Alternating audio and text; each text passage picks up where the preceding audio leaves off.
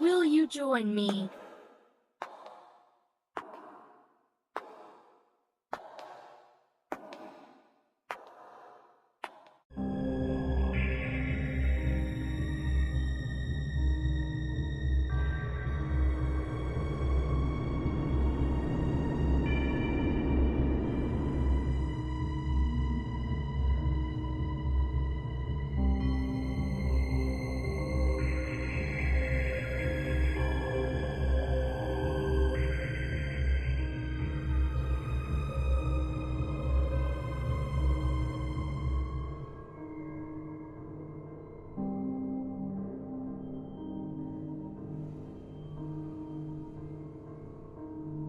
You're watching Myers Paranormal. Hey guys, Stephen and Autumn with Myers Paranormal.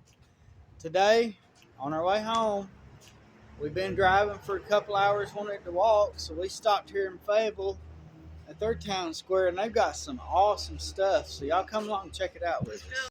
So the courthouse is just over here to our right. We're going over here to the crosswalk where we can get across, but they've got cannons, monuments, of course the courthouse itself. I said, shoot, we need to come Pause it. Won't be over there in a minute. check this out. So let's check out the cannons. We'll go up and walk on not on the grass, but I think those are Civil War cannons, what it looks like.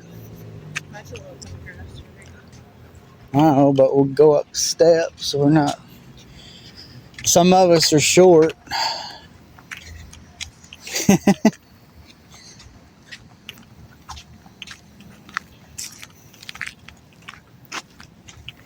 All right. No weapons allowed in the courthouse. Wow, you can't even have a cell phone in the courthouse? That's crazy. This right here's a statue commemorating in living memory of the 3,000 Confederate soldiers of Lincoln County whose patriotism and heroism are held perpetual remembrance.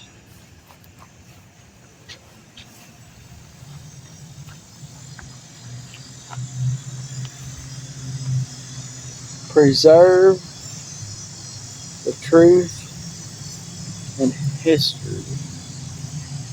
Let's see, June 15th, 1864, Tommy Massey, Wilson Pickett, and Franklin Burroughs were arrested and were executed without trial by Union General E.A. Payne for the alleged charge of bushwhacking.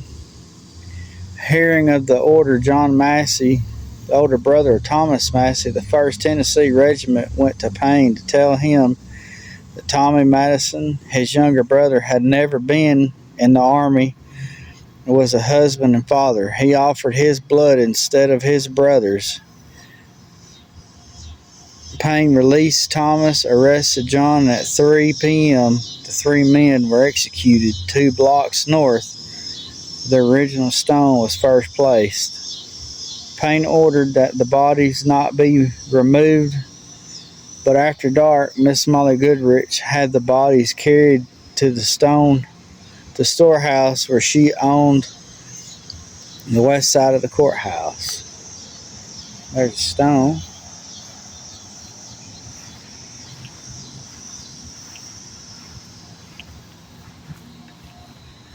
This is manufactured by Scott Foundry, Reading, Pennsylvania in 1865. 2 cannons are 10-inch muzzle-loading smoothbore weapons.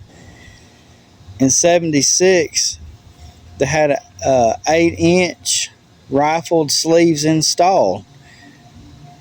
The guns were mounted on the barbette cages at Fort Morgan. I just did this story. I hadn't even recorded it yet. So these are actually 2 of the guns that were on the outside of Fort Morgan to do the coastal defense. The guns were brought by rail to Fayetteville and installed as an integral part of the Confederate Park. So these two cannons right here were indeed at Fort Morgan. See, this is the original 10-inch.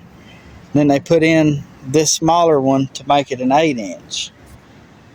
That's cool as crap to actually see.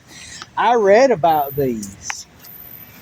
It's in the story about these two guns, but it never said they were brought to Fayetteville though. This one's Bell's Route Trail of Tears from Memphis to Chattanooga. And then this is a bell.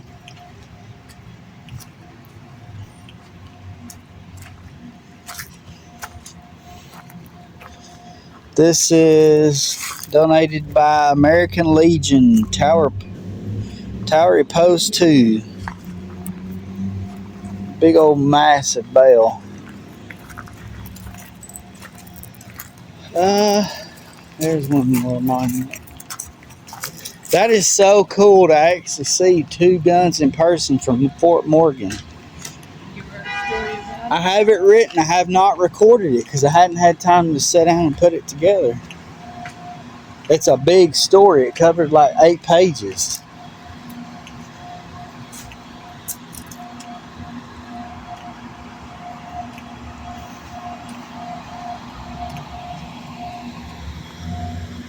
Honor those who served and dedicated to the memory of those who paid the supreme sacrifice of the World War I and II. Same as at the other courthouse.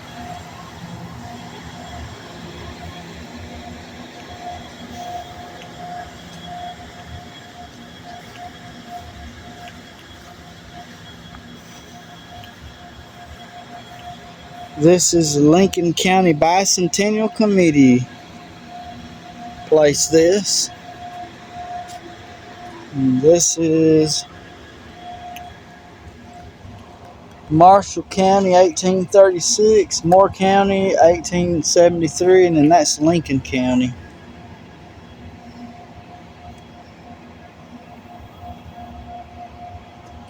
Okay, let's make our way around.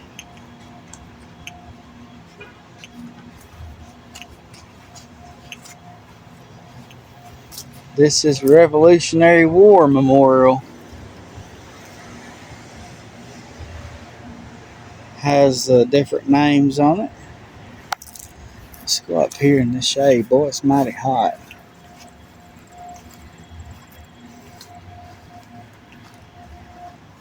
Ah, here's another one.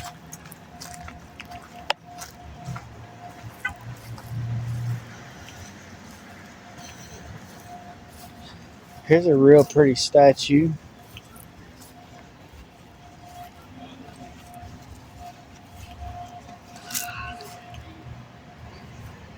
Dedicated by the Zachoffer Fulton chapter of the United Daughters of the Confederacy in 1904.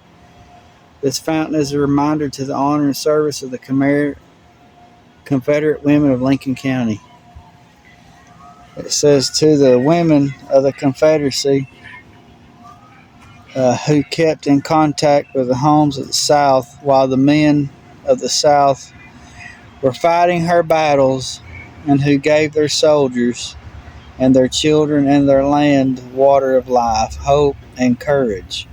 This fountain is erected by their grateful descendants. Wonder why it got turned off. It's neat that at least that part still exists.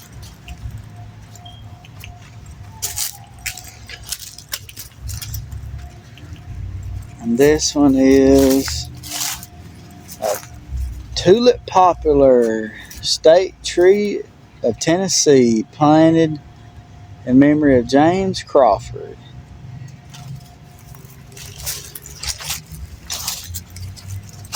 That kind of looks like the one at Dad's house, growing inside the barn thing, or whatever, the fence.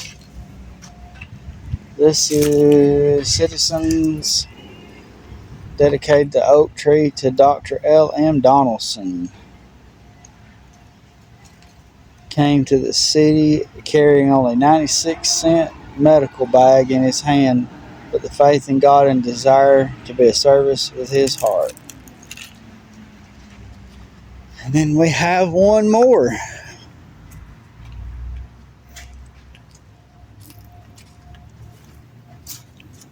The Banner County, Lincoln County, Tennessee, 1809. Okay.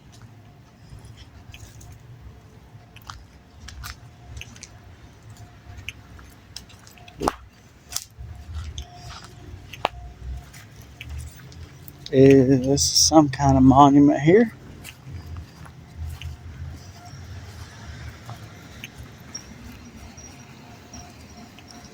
And it says, these stones previously located on North Franklin Avenue were used by the early settlers of the town to mount their horses, donated to the Lincoln County by the John and Jerry Kinney family in 1980.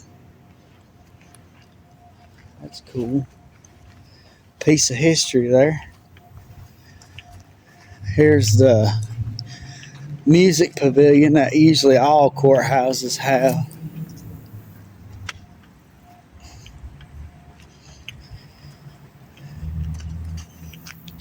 This is a historic brick from Robert E. Lee School circa 1900 and James Moore home circa 1917. So they use these bricks to pave this little walkway for the bandstand area. That's neat. And then finally, Kings Mountain Messenger Joseph Green carried the message of the victory of the Kings Mountain to the Continental Congress at Philadelphia, thereby turning the tide on the Revolutionary War. That's 1780. Mm-hmm. So, well, that's just neat. All the cool history that's going on here.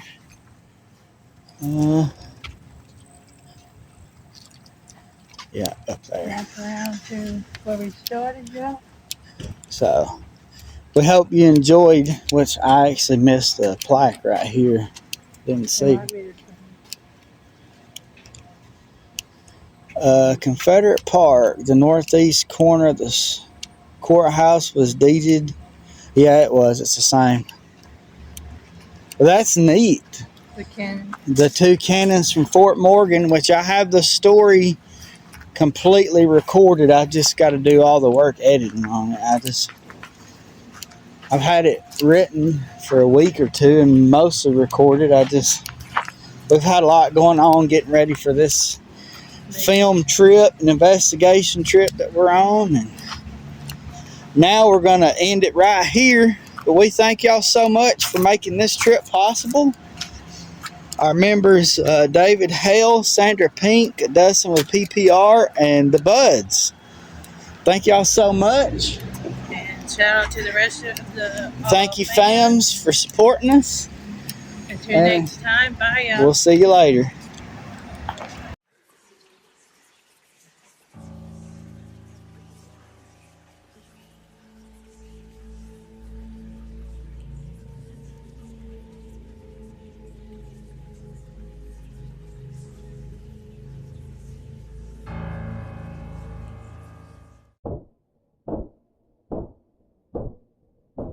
You're watching Myers Paranormal.